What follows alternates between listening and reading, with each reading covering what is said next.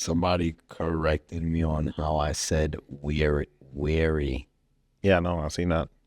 That's insane. Well, it wasn't that. It wasn't. I think it was. I watched it back. I was wondering if it's how you said it, or is it because of the way the subtitles like scanned what you said. So I like. Oh, like they Like wrote it wrong when the caption. it wouldn't be your fault. It would be Adobe Premiere's fault. Yeah. Because if you said weary and you really meant wary, then it's like, it's not weary. Country. I'm from Louisiana originally. It shows some time. And it's funny, that thought crossed my mind. I was like, it could have been his accent. He one of those people, that got accents. Yeah, I choose to say stuff. Like, be real. Some of my family is from New York. And some of my cousins were raised like more in New York up until they was like close to teens and whatnot. Nah, I needed you to say that, bro. So you know what the funny thing is? Like, they don't say water. They say water. Yeah. Yeah. So and the Bostonians,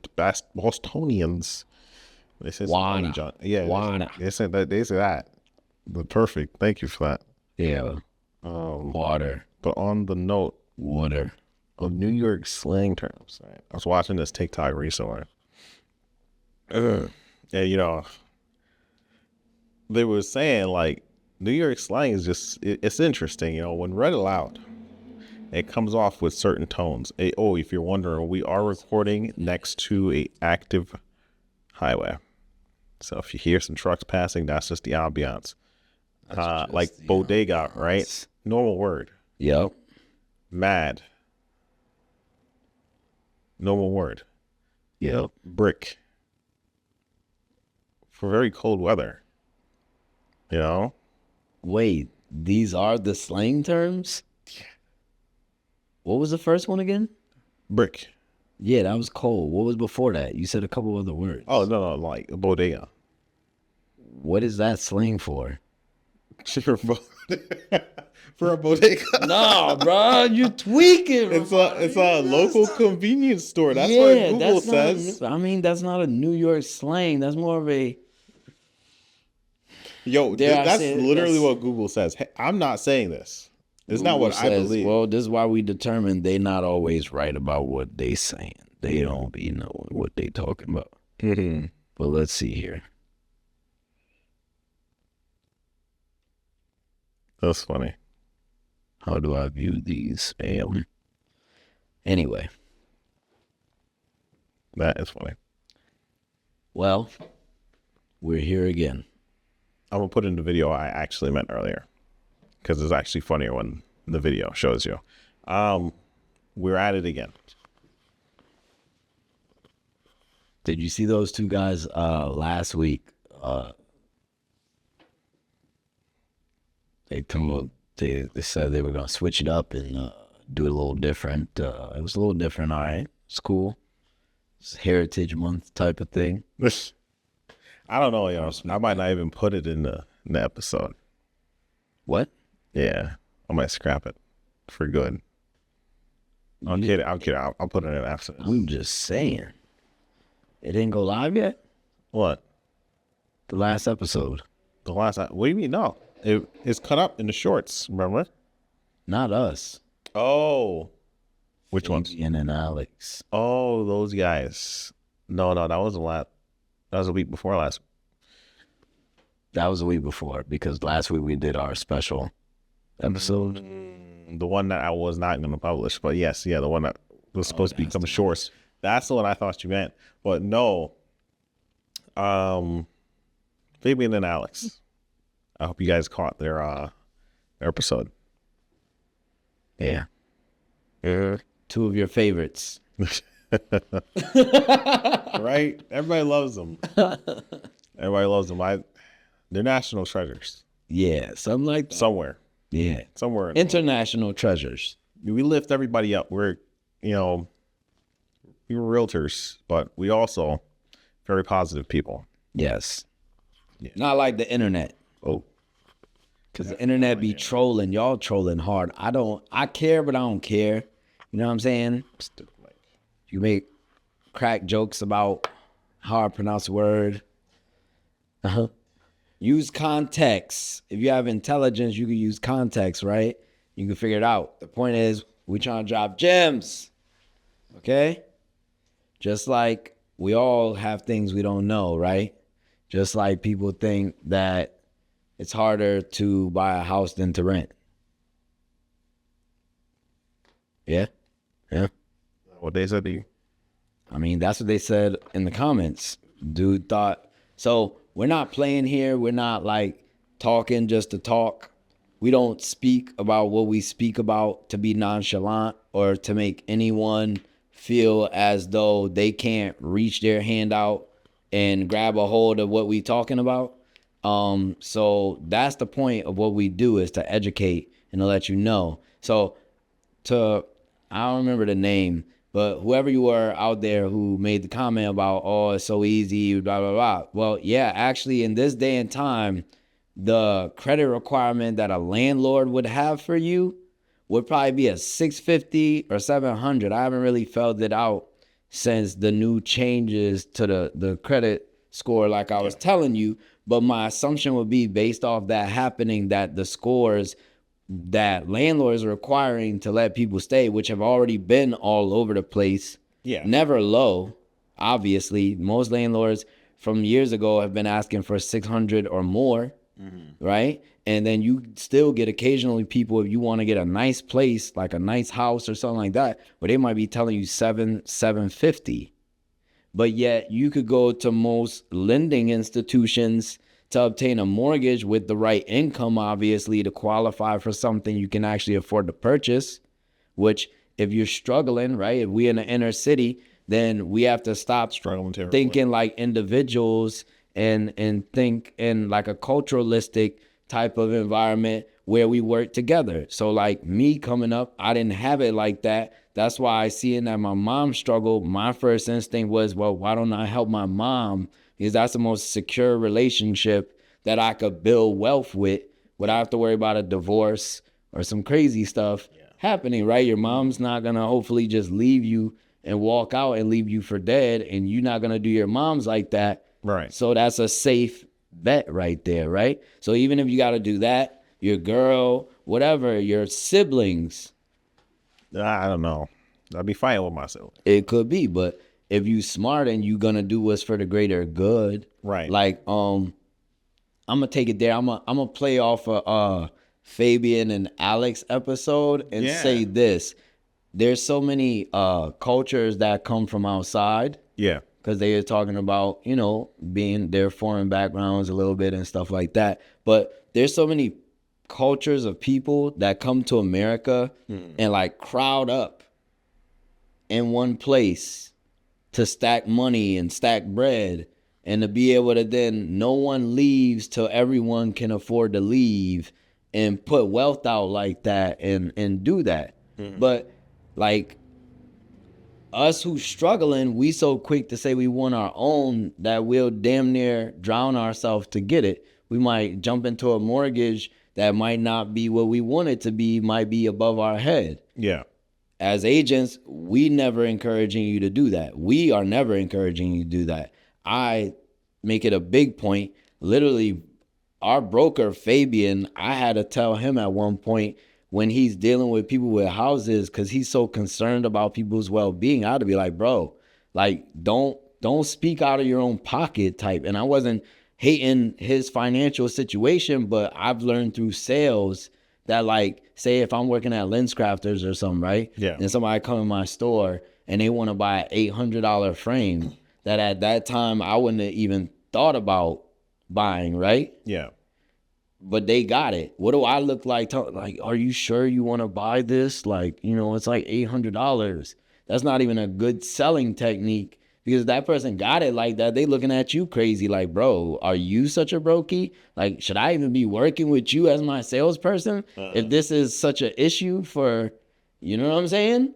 Right. No, I mean, I get what you're saying, just because if I were to pull whatever is going on in modern day, not modern day, but like anything happening on the news right now or on social media, it's like, it's common to be obsessed with other people flexing their money.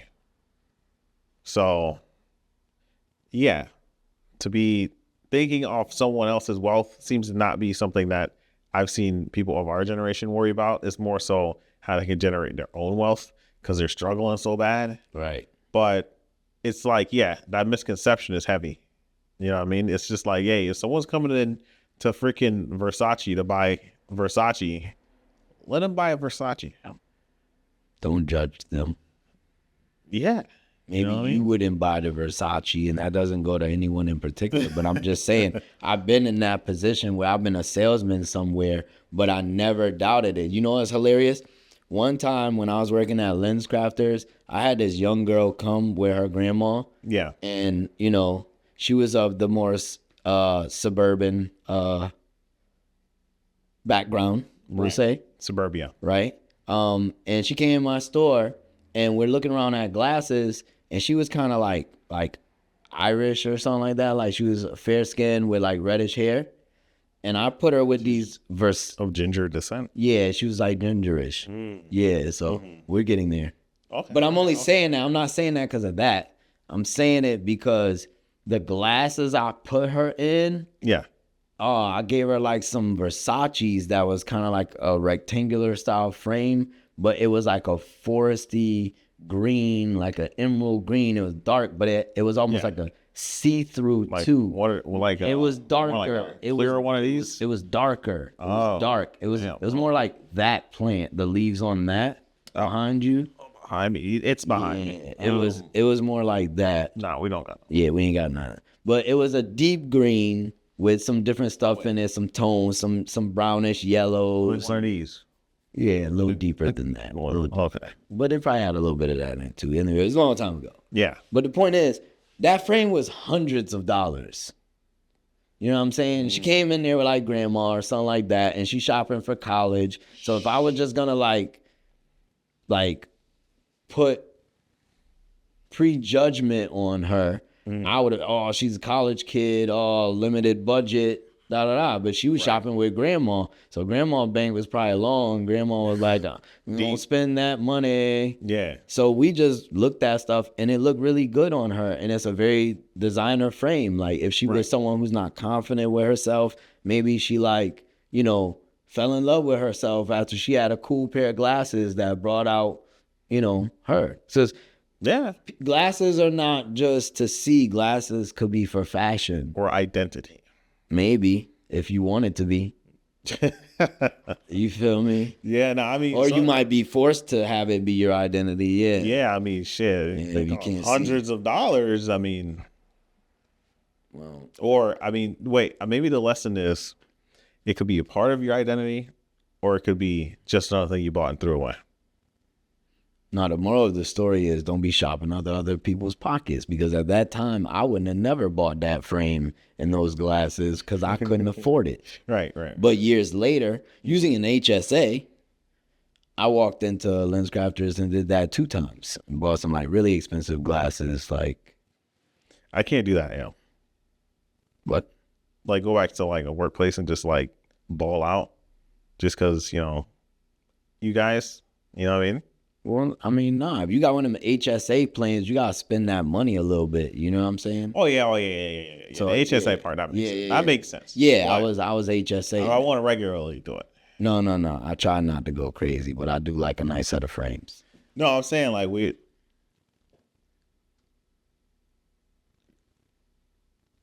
I ran out. Yeah, no, I was gonna say like selling houses all year. My goal is to go back to my old workplace and buy something nice. Where'd you work? At Acura, Avon. Oh, For like a little bit. For like a little bit. It's Long funny. time ago. I bought an Acura from there one time back in the day, Back in the day, how long ago? in like probably 08. Oh yeah, it was a long time ago. Yeah. I know the guy who was a sales guy at the time, only because he was the guy that hired me. Dang. He told me his life story. I dealt with a woman He was who also an worked there. engineer. Sorry, That's tough. he was an engineer. Working at Acura. Hewlett Packard. Hewlett. What? Hewlett. Yo, we're not gonna get this one. No, it's Hewlett. Hewlett Packard. Nah, Hewitt sounds better. Bro, come on. Hewitt sound way better. I'm not gonna lie. I was wrong, but it sound better. Hey, I'm over here talking about weary, so who knows? You feel me? Bump it. Hewlett Packard, right? He worked for them, and then I guess it was just like a downturn in the economy type. And then he got into car sales because his family was in there, and it's a whole group thing. So like, that's tough. They do their thing, but he was satisfied with running the one dealership there. Maybe he's got more stuff on the side. Who knows? But that was that guy. And I was just saying, he's an engineer like you. I'm not an engineer. I'm an inspector. You could be an engineer. Maybe one day. Yeah. But I don't think I'm going to go that route. Fair enough. I'm going to push Ari for it. Ari going engineer or finance person. I'm pushing him for the engineer. What about a physicist? A physicist? You want me to study like the stars? And I mean, I do my little independent studies. I mean, I met Ari, but yeah, you. Did? Oh, you meant her? Yeah. A physicist? Yeah. Maybe. I don't know. Well, you could both be physicists. I mean, like I said, I like to do my own little independent studies. See, that's what I'm talking about. You feel me? Okay. I study quantum entanglement. All right. A little bit. And that theory details? Something about two particles. Hey, you don't need to know. I don't know what quantum. Oh, you don't know about quantum entanglement? No, I do not know what it entails. But it's kind of like, you know what it's kind of like? Right. It's kind of like Bluetooth. In what way? So once you pair something with your phone, right? Yeah. And it's paired to it, they are basically like quantum entangled at that point. They have like a wireless connection now that, aside from turning one of them off, is not going to be disconnected. The only difference is in quantum entanglement, I think you could probably separate it a lot more than, Bluetooth. Only go so far, and then you're gonna like lose signal, and they will disconnect. But in quantum entanglement, it's saying like those two connect. That connection never breaks. So it's a connection on what level? I don't know, like them small microscopic levels, like atoms and neurons and. Okay. Well, I'm going a little deep, probably a little. Maybe too. It's connected on a quantum level. Yeah, is what you're saying, but it's like two. It's like two particles. So you're connecting two particles. But what would be the application of this? This is like a regulation of energy. Nah, I think it has more to do with them trying to establish things like teleportation, or possibly something with the quantum physics, like of the computer.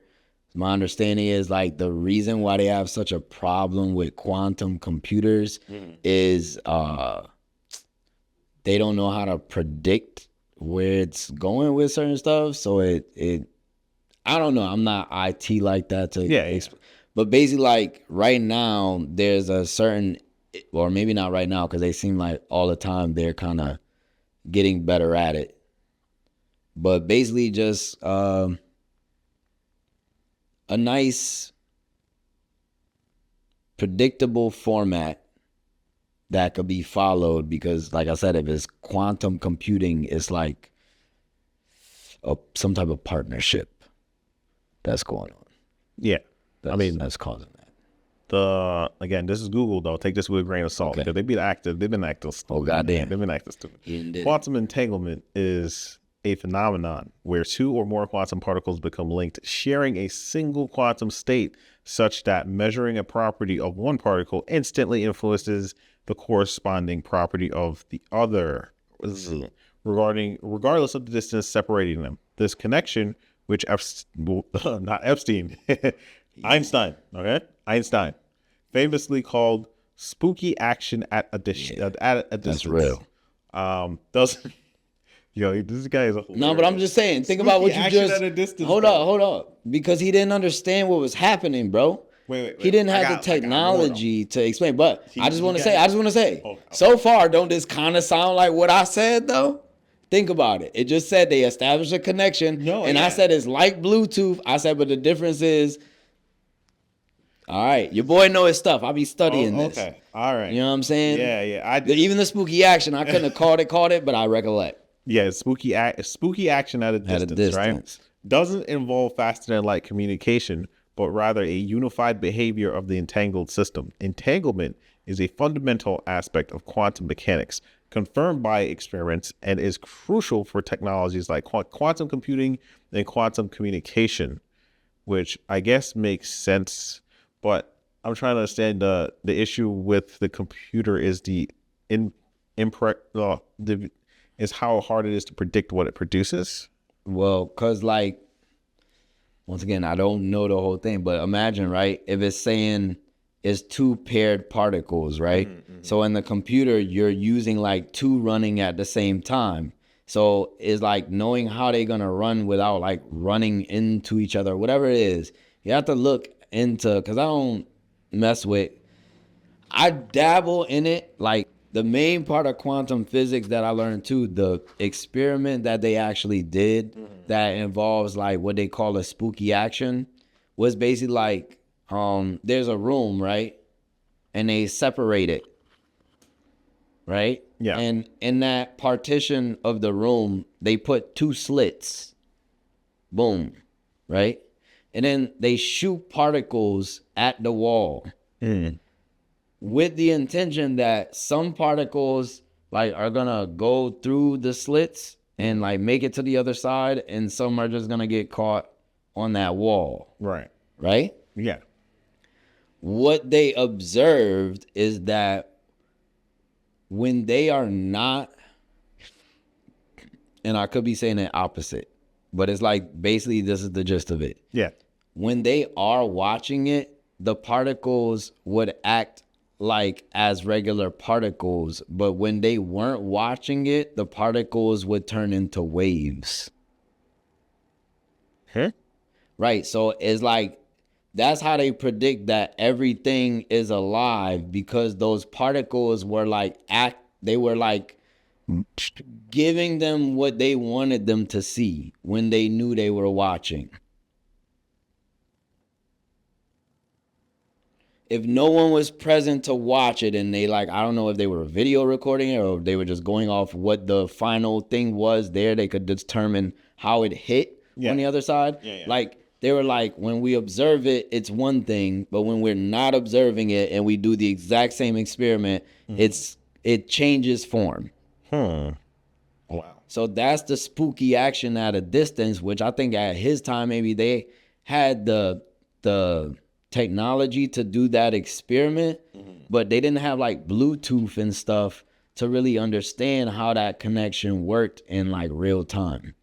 Okay. Which, like I said, the Bluetooth connection is not as strong anyway, because you see that says they will stay connected. But once you get something like that down pat, then you literally would be able to have a phone that's connected to another device and would be able to go any distance and stay connected to that device. So that's why I study stuff like that a little bit, because I like technology. Yeah. And even though I don't take things apart and build them, I still like to like evolve my mind, learn a little bit, stuff like that while I'm doing everything else, because I do enjoy learning and educating others. Yeah. But I don't want to be a teacher, because y'all do the most. I'm gonna hit you with Google though. Yeah, go ahead. So Google says,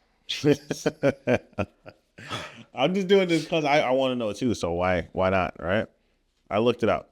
The biggest problem with quantum computing. Well, I just looked up the biggest problem, not the specific issue that you mentioned before. So this is probably completely different. But this is what they're saying is the biggest problem, as according to Google's AI overview. The biggest problem with quantum computing is achieving reliable error correction due to qubit decoherence, the loss of fragile quantum states caused by environmental interference like noise, temperature changes, and stray electromagnetic fields. This decoherence introduces errors into computations, and developing techniques to correct these errors requires a massive number of high-quality, stable qubits, which is a major challenge for scalability and building practical fault-tolerant quantum computers. So if I were to understand this correctly based off what you said, yes. So you lose these particles as they're doing their magic, and you lose a lot of them. So you need to basically drop in far more than you're losing in order to get what you need. So it's like scalability then is an issue because, hey, we can't compress this like we do everything else. It needs to be big. And if it's not big, it's not going to work. Pause. Big pause. Big pause. But we pause maturely around here, all right? It's a pause for the scientific community, all right? So they've run into a real big roadblock, honestly. But they'll solve it at some point. Some guy will solve it. Maybe the solution will be in space. Yeah. Who knows? I mean, I don't mean like aliens or nothing like that. I meant like material and like other stuff. I believe that they're going to figure it out anyway. Aliens. And I think that there's probably a lot going on because I see little breakthroughs happening all the time on my phone. As in like Notifications saying that they have gotten closer to like getting it running properly. So it's just a matter of time. But what I know now I'm interested in knowing like what those solutions or what direction has they gone in to solve it? You know what I mean? It's just like building blocks. You know what I mean? Right. Like the simplest thing, right? Circle, squares, triangles. You might know how to solve it. Someone else might know how to solve it. Someone who doesn't know how to solve it, though, wants to know how you solved it. right. Not just, if you solve it, can I replicate what you're doing? That's the issue between, ironically, AI and like human intelligence. AI will know because you tell it how to do it, but the AI doesn't learn how to do it on its own. At least not yet. Nah, but they do. Not yet. You don't think so? Not yet. Not these free ones. No, not this free ones, yo. You gotta pay for Pro. Yeah. Chat GPT Pro. This is not a commercial. I've been having this conversation with people a lot though, and I need to have it now because I don't feel like people are that aware. And since we got a platform that hit a little bit, might as well say it here. You don't see these articles and stuff about the AI kind of like going rogue and them having to shut it down because it starts like making its own language. Or I've seen one thing on Joe Rogan where they was talking about that the AI thought it knew that they be doing like putting it through like virtual experiments, right? Right. In scenarios. So they put in a scenario where the CEO of a company made them think they were going to shut the AI down, right? Question. Yes. Who's AI? I don't know which one it was. And I ain't even going to put it on them. But the point was, the moral of the story was that in this little environmental trial that they did, Right. where they told the AI they was going to shut it down. Yeah. As a protocol tried to save itself, it tried to like blackmail the CEO with emails to his wife about him cheating. Because it thought it had some information about something going on. Yeah. So like different little, I literally was watching a video the other day, which was all about the AI tweaking. You've never seen these videos? No, I haven't seen the video, but now I'm gonna see the video. That's crazy, bro. AI blackmails CEO in virtual I'm just trying to educate the people. test. All right. Skynet is real. No, just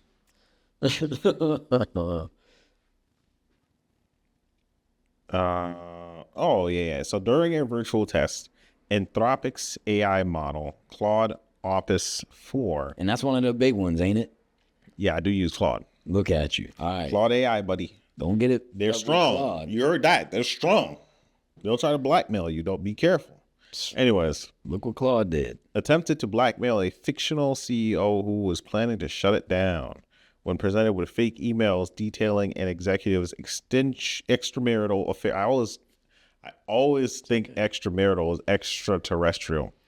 It just starts and it doesn't end. Anyways, extramarital affair and impending decommission. I'm gonna throw like a dinosaur on there. Wait, no, that's an alien. My bad. and impending, What the?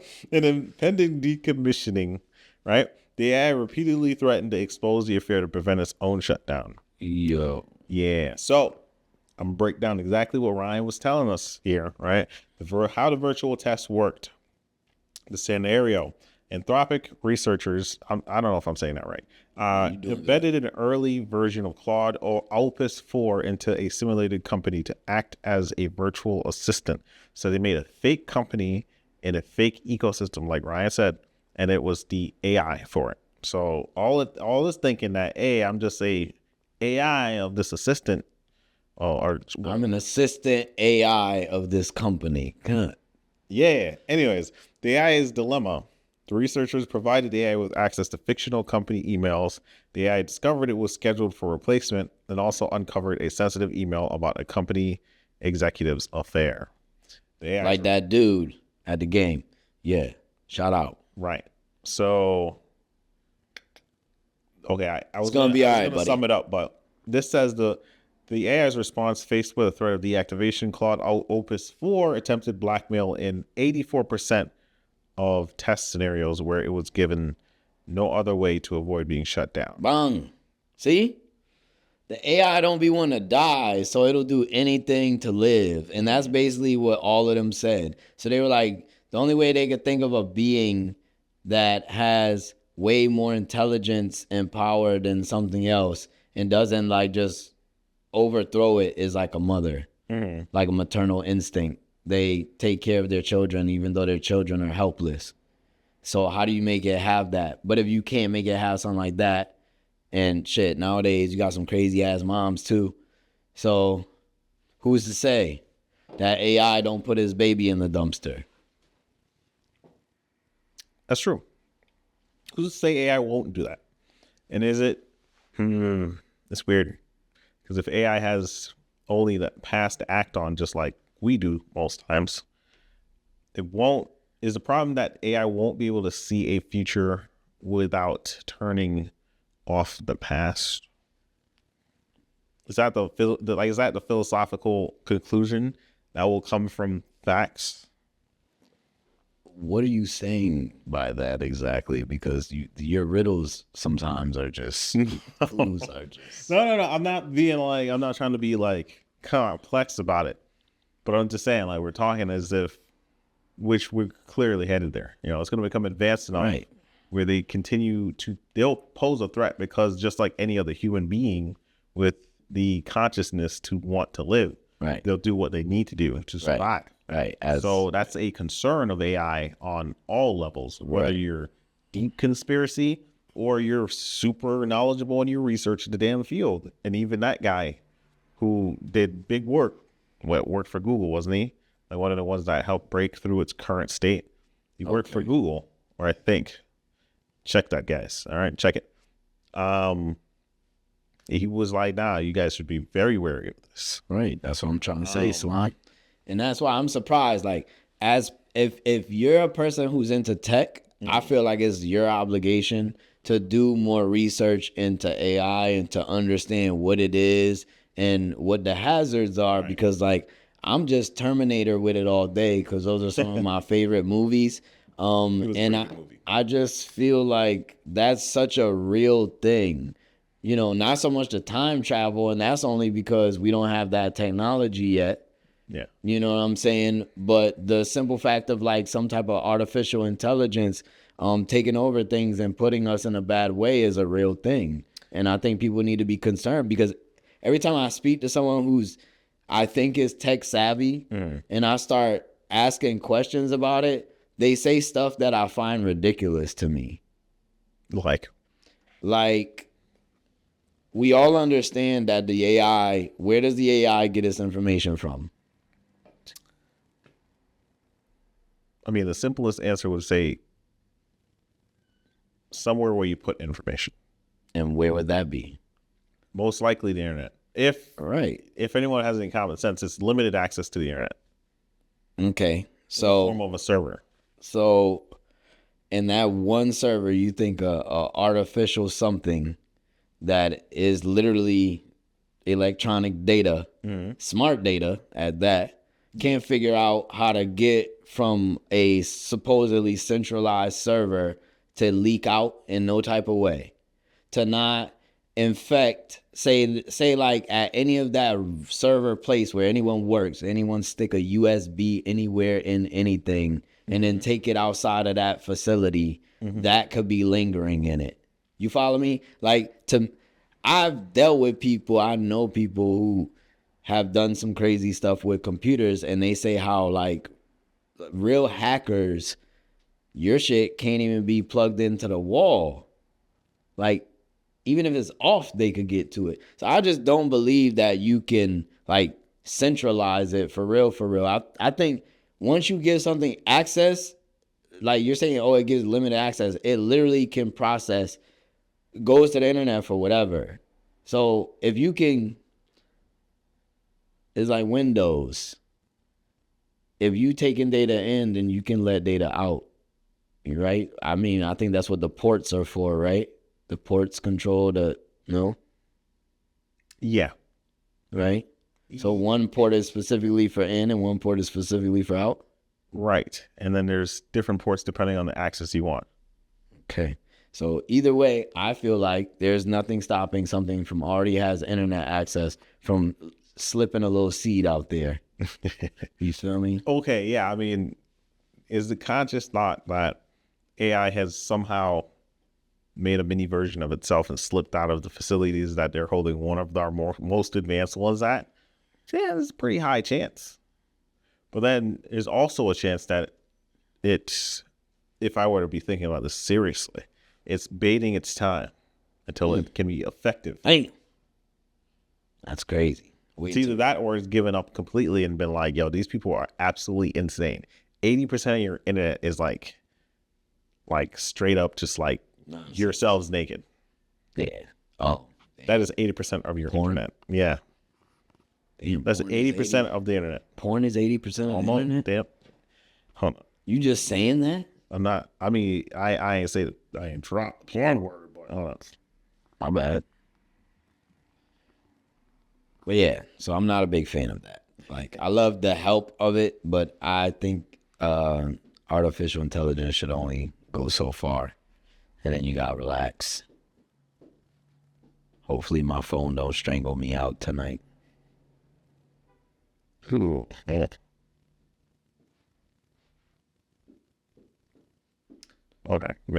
Ooh. Okay. So I might have exaggerated. That's why you got to check.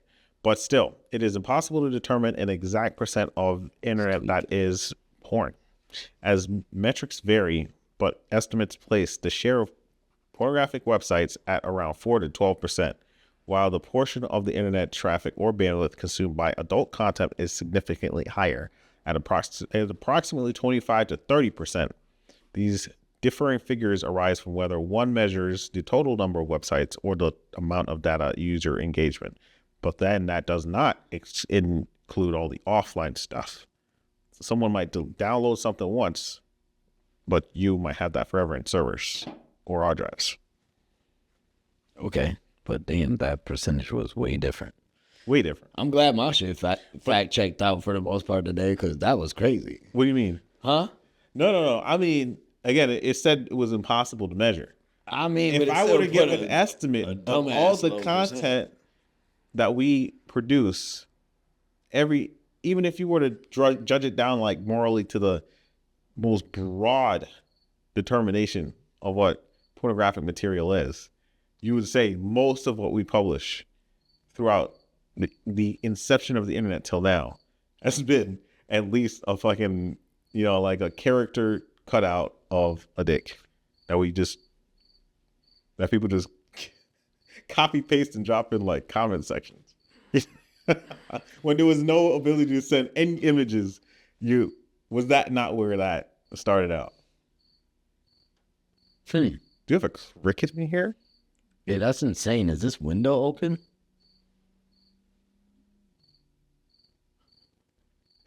I guess so. The window is open? No, it's not. I just think we have a cricket next to the window. Yo, Slime, we trying to do a podcast, bro. I think he's trying to get us out of here because we haven't been talking about real estate this whole time. But it relates because what I wanted to say, to tie it all back around, yeah, my estimate about the percent of the internet about sexual material was wrong. But that's good because I know nothing about it, right? It was a complete random guess. I mean, 80% makes it seem I like heard you in spend a lot of passing. time on there. No. I heard that like once a long time ago. See, that's what happens when you don't fact check things. Yeah, you gotta do it. But it was also mentioned that it's impossible to measure. Let's leave it there. It was Just leave it impossible to there. measure. So maybe you was right. Who Maybe knows? I could be damn right. All right, but who knows? What real estate and AI though? Where do you think smart homes are headed? Like real quick before we wrap it up, because this. Bro, I just told you I hate AI. I'm not for that. You won't be for it, but our clients are different. So what do you want me to? You want me to tell them how I feel? I mean, what? Look at what we're being sold today. We got AI phones. Like as soon as AI was a thing, it was been uploaded and installed into like almost everything that can work with a chip. I think I'll use some AI in my house, but I don't believe in AI locks or smart locks. So just like how you got internet companies who eventually switch over to phone companies, home security companies, etc., all in one. Like you get them all from Xfinity, all from Frontier. You would not do a complete ecosystem for AI. I don't even care about the AI. Like I said, I don't even like smart locks. Period. Like, no, but without the AI, you know what I mean. Like when I say ecosystem, like think about like you buy a package of stuff. It's all Samsung, right? Correct. You flip a house and you put something all in there. New people who build houses and people who flip houses are going to start buying packages because they're going to be cheaper. And in those packages will continuously be more and more stuff produced by the same company. So Tesla, they decide to buy into adjacent markets, right? You could buy almost everything out for your house security-wise or digital-wise from Tesla. Imagine, right? Or Google or Samsung. Like these are the companies that are actively doing this stuff. Right. Or they partner with people to share data and then they can build an ecosystem where you have a package from Samsung for all your smart shit, but they work with Google. So that means that you can control all your smart stuff in your house with Google. Yeah, Google Home, baby. Then they have Google AI, Gemini. Gemini will have control of your camera, your locks, your doors, your stove, your fridge, your phone, your tablets, all of it. All because, well, first off, you got a house built on an ecosystem for Google. So if you're not rocking Gemini stuff, you're kind of like breaking the ecosystem. It's not convenient for you. So why buy a smart house? So people who buy smart houses built for Google users will be having Google products. That's funny. Therefore creating an environment. You got a Google house. Yeah. We're headed there. We're not there yet because we don't have enough stuff with the same. Well, Samsung actually does like make every damn appliance and thing up in a house that you could imagine. Yeah. I literally have the stove and refrigerator now. I know they make washers and dryers. Yeah. Like, they make a lot of stuff, so they're into it. Yeah, I mean, it's cool, it's convenient. I just worry about the security risks. So because of the security, I'm a little hesitant on certain smart equipment, but overall, it's great. All right. Like I would like controlling the lights. I would like the thermostat. I have a smart AC right now that I could control them from right here. So I like certain stuff, but it's just like my security has to be protected. So like I have cameras, but I only have cameras on the exterior of my house. Right. Yeah. You know what I'm saying? I would do the same thing. I don't put cameras on the inside. I was literally dating someone and they told me how someone was talking to their kid through the Ring camera because they was working and they basically like put the cameras inside so that they could like babysit their own kid from afar. Yeah. And the kid was like 8, 9. So it's not like they was like so small they couldn't be by themselves. I'm not saying you should leave your 8, 9-year-olds by themselves, but sometimes single parents, they got to do different things. They made a decision. Yeah, I had to be by myself at 8, walking to and from school and in the house for like a couple hours. So it happens. Some kids are built to be able to handle that. But yeah, somebody, a man or something, and it's happened. It's been on the news. People talking We're through their hacking baby cameras. monitors So and I don't stuff, got I don't got time for that. I feel like my security, personal privacy is of utmost. Cricket is putting me to sleep, y'all. Yep. The cricket will do it. Cricket will do Yo, it. shut up, bro. We're trying to do a podcast. Nah, he trying to wrap us up, but you can always find us here, same place every week. Next week, actually, or no, not next week, because our weeks are all weird. But the next episode is going to be a special one. It's going to be with Alex and someone important to him. So we're going to go back to Alex. We're going to hope that he can deliver. Don't do that. We're looking for a money maker because we got to carry the show right now. Real. All right. Yo, wait. Before you sign out, I want to say it again. You know what I'm saying? Y'all need to keep it positive too. Like, it's so easy to hate. It's so easy to troll. Why don't you ask a real question for at least your own personal development, if not mine? Because I'm good. I'm developing every day. But the hater things that people troll with, instead of making a comment about, oh, these guys make it so easy to buy a house, why don't you ask us about what the process is, since you don't seem to be paying too full attention to the videos other than that? So hopefully you make this one of the shorts so they can hear me say it. You know what I'm saying? Like, bro, we out here trying to help, educate. Ain't nothing we saying no. It's not simple, but it's not unachievable either. These are normal life things. The reason why we're here, the same reason why I'm into tech and do what I do consulting with that, is to show people that these things that you think are so complicated are a lot easier than you think they are. And they're actually here to make your life easier. So home ownership, yeah, although a mortgage can be difficult if you go outside your means, if you do it smart, you build equity. You know, you might have a multi-family where you have people in it helping you generate something.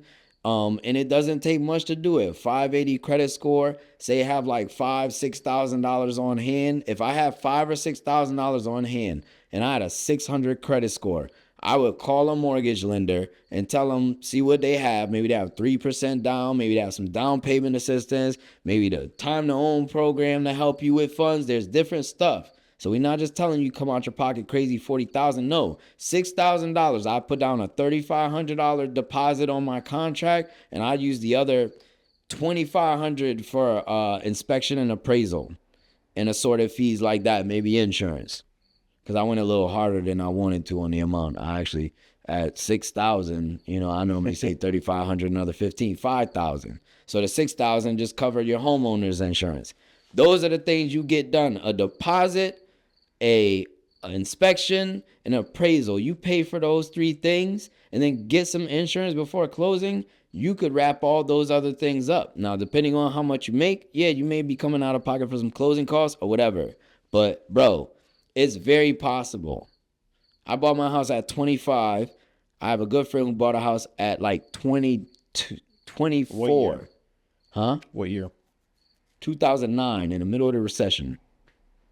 In the middle of the hardest time. So much is actually, if you look me up, Ryan Balancier, there's actually an article in the Hartford Courant about me buying my house because I bought it in the middle of a recession, and they want to interview me about what the process was like. Because a lot of people were struggling, but I was doing something like very different, you know? And I put a whole article saying I did it for my daughter. I did it for my family. I did it for my mom, you know? I did it for my baby moms at a time to make sure they had a secure place to live. Yeah. You know, and I didn't let the outside politics or the economy talk or anything like that. I just try to be disciplined. The biggest problem we have in America is lack of discipline. We go hard. We overdo it. We live outside of our means. We get a job. Okay, cool. We get a big promotion. We think, oh, now I could spend this much more money. No. Saving and budgeting is the biggest problem most people have, not even in the inner city, in America, period. Yeah. That's why we're in the position we're in. 100%. I mean, and it's not to say renting ain't a bad option. Apartments exist for a reason. Yeah. They build them for a reason. Yeah. They're currently the cheapest things for developers to make. So you're going to be seeing 1 million apartments. You can live in an apartment. It doesn't make eventually being a home ownership a impossible thing. Right. And make sure you got that 700 credit score. Yeah. I mean, I'm seeing 'Cause they gonna want plenty of people and articles and all these trusted sources saying the market's kind of cooling off with the values, not so much the interest. We'll see where that goes, because as much as you can save, the better for you. Look up your local benefits, whether that's the town helping you purchase if you're somewhere where they offer that. I've never heard of it yet, but they could. If the state will help you purchase, because they certainly will. There's a lot of state programs available to you. And again, an FHA loan basically allows you, as long as you qualify for one, to pay 3.5% down. Yes, sir. You can do it with a conventional too, but conventional loans aren't as in your interest as FHAs are, given their pros and their cons. You weigh it out, you talk to your professional, and you check out your options. If you're one of those people who think you could do better yourself, well, I encourage you to do your research as well. Best of luck. As always, catch you guys around.